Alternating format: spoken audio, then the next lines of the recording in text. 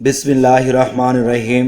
হে সমস্ত জগতবাসী, আজ আমি শামীম আলী চিশতি আপনাদের সামনে যে আলোচনাটি নিয়ে আসলাম সেটি হলো পুলসিরাত। পুলসিরাত বলতে আমরা কি বুঝবো? সেই পুলসিরাত মৃত্যুর পরে হাদিসগুলো বলছে মৃত্যুর পরে মানুষ পুলসিরাত পার হবে। আর আমি বলবো যে না, যখন মানুষ জীবিত হয় বা জীবিত থাকে তখনই পুলসিরাত পার হয়। এ হলো একটা বিষয়। আর একটা বিষয় হলো পুলসিরাত সম্পর্কে আমাদের জানতে হবে। যেমন পুলসিরাতের কথা শরীয়ত বলে থাকে একটা ব্রিজ থাকবে, যারা নেকি বান্দা তারা দেখতে পারবে ব্রিজ বিরাট বড় প্রশস্ত, তারা দৌড়ে চলে যাবে, বিজলি নিয়ে চলে যাবে, এরকম কিছু বলে থাকে। তো এখন আমি বলবো যে আসলে কিন্তু কেউ কিন্তু দেখেনি, যদি দেখতো ব্রিজের মতো বলতো না, আর বিজলি নিয়ে পার হয়ে যাবে এ কথাও বলতো না। ওখানে কোনো ব্রিজও নেই আর ওখানে কোনো বিজলির নেই, পার হয় না, যে দেখেছে। তাই আমি বলবো হে সমস্ত জগতবাসী, যা এই যে বিষয়টা, যে পুলসিরাত বিষয়টা কে দেখেছে, এই পুলসিরাতের পুল কোথায়? যারা বলতেছে হাসরের দিন, যে মানুষ মৃত্যুর পরে যখন হাসরে উঠাবে তখন, আমি বলবো না, ওটা হাসরের দিন নয়। এটাই তো বুঝার বিষয় যে দেখেন, যে হাসর শব্দের অর্থ তো আমি অন্য অন্য ভিডিওতে আমি বলেছি যে হাসর শব্দের অর্থ কি।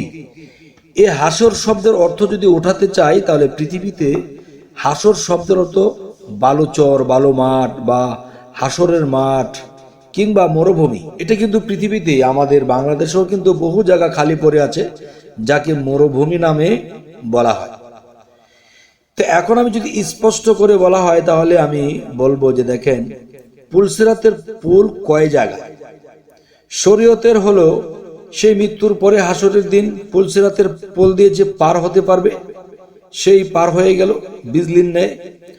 আর আমি বলবো যে না, আপনার পুলসিরাত আপনার মা, আপনার মা আপনার পুলসিরাত, এবং সেই পুলসিরাতের যে একটা বিষয় আছে, যে গেট দিয়ে বা যেই স্থলে আপনি ছিলেন, সেই পুলসিরাতের যে বিষয়গুলো সেটা কিন্তু বাবা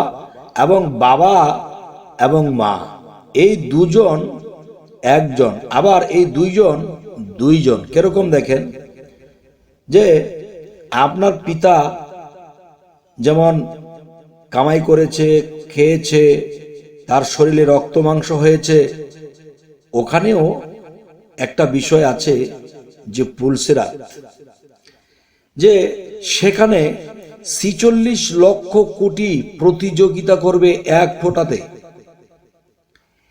যেমন যদি কোনো ফুটবল খেলা কিংবা কোনো দৌড়ের খেলা যদি হয়, তাহলে সব মানুষ কিন্তু এক কাতারে দাঁড়ায়, তখন বাঁশি ফু দেওয়ার সাথে সাথে কিন্তু কার আগে কে যাবে।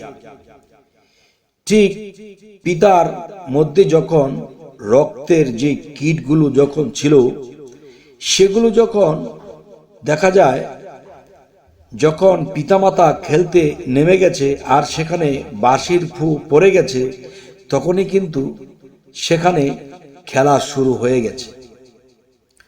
তখন পিতার এখান থেকে গেম করে তখন মায়ের ওদরে এসে গেছে, মায়ের ওদর থেকে যে গেম দিবে সেই কিন্তু পুলসিরাত পার হয়ে পৃথিবীতে চলে আসবে।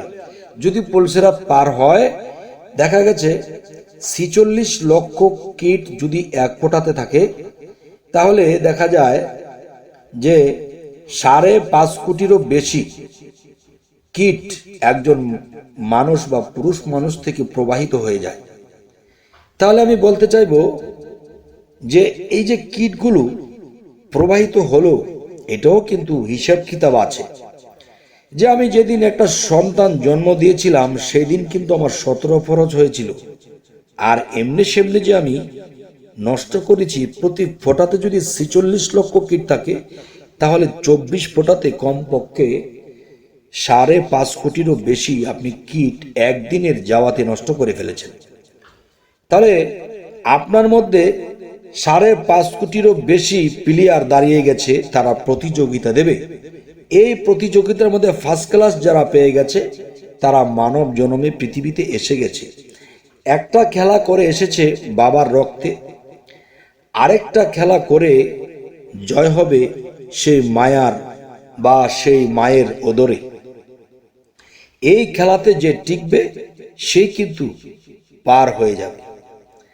যাই হোক, এর সমস্ত জগতবাসী আজকের এই কথাগুলো এই জন্যই বলতেছি যে শরীয়তের পুলসেরাত মৃত্যুর পরে অনেক ধারালো সুতার মধ্যে দিয়ে হাঁটতে বলবে, কেউ কেটে পড়বে।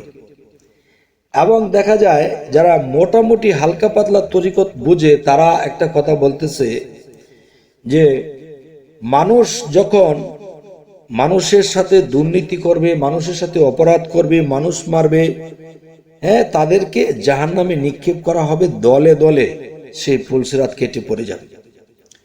তাহলে দেখা যায় কিছু তরিকতের লোকেও এই ধরনের কথা বলে, কিন্তু আমাদের দেহতত্ত্বে যদি আমরা আসি তাহলে আমরা এটাই পাই যে একজন মানুষ যখন, একজন স্বামী স্ত্রী যখন সেই খেলাতে চলে যায়, সেই খেলাতে চলে গেলে সেই মৈথনে বা সেই খেলার মধ্যেই কিন্তু এমন কিছু ঘটে যে মস্তিষ্ক ফাটে, সেই মস্তিষ্ক থেকে টান দিয়ে নিয়ে খেলা গোল করে দেয় সেই নারী জাতি। তাহলে সেই নারী জাতির সেখানে কি আছে? কুম্ভীর আছে। আর সেই কুম্ভীরকে মারতে হলে, তাকে আহত করতে হলে কি করতে হবে? তাকে আহত করতে হলে এটাই করতে হবে যে গুরুর কাছে মন্ত্র লইয়া খেলগা মাইয়া লইয়া। এই যে শামীম আলী চিশতি মাঝে মাঝে দিয়ে কথাগুলো কইয়া, এগুলো অনেক শরীয়তের মানুষ পারে না থাকতে সইয়া, তারপরও কিছু বলার নেই, কিন্তু যদি কেউ বোঝে সেই কিন্তু খোঁজে, আর যে না বোঝে সে কিন্তু উল্টা চলে। তাই আমি কিছু কথা বলে আমি শেষ করতে চাইব যে দেখেন, পুলসেরাতের পুল, এটার হাকিকতের মূল সেটি হলো আত্মজগতে। এক হলো দেহতত্ত্বে, আরেক হলো আত্মজগতে। এবার আসি, আমার দেহটা পার হয়েছে সে বাবার মাধ্যমে, সে মায়ের মাধ্যমে। তাহলে সেই দেহের মধ্যে যে আত্মাটা বসত করবে, সেই আত্মাটা কোন রূপে, কোথায় আছে, কিভাবে আছে? তাহলে মায়ের আগে জন্ম নেয়া ছেলে থাকে পাকিস্তান, পাক না পাকে থাইকা মায়ে গাইতে আছে ছেলের গান, ছেলের রঙ্গে আছে বাবায়, কিছুদিন পার না হইতে মা ছেলেকেই স্বামী দাবি করে। এমন একটি কবিতা শামীম আলী চিশতিরই লেখা।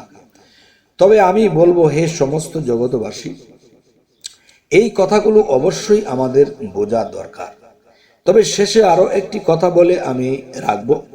সেই কথাটি হলো যে পুলসিরাত যারা দেহ আত্মার বাহিরে খুঁজবে, তারা ইহকাল আর পরকাল কখনোই নাহি বুঝবে।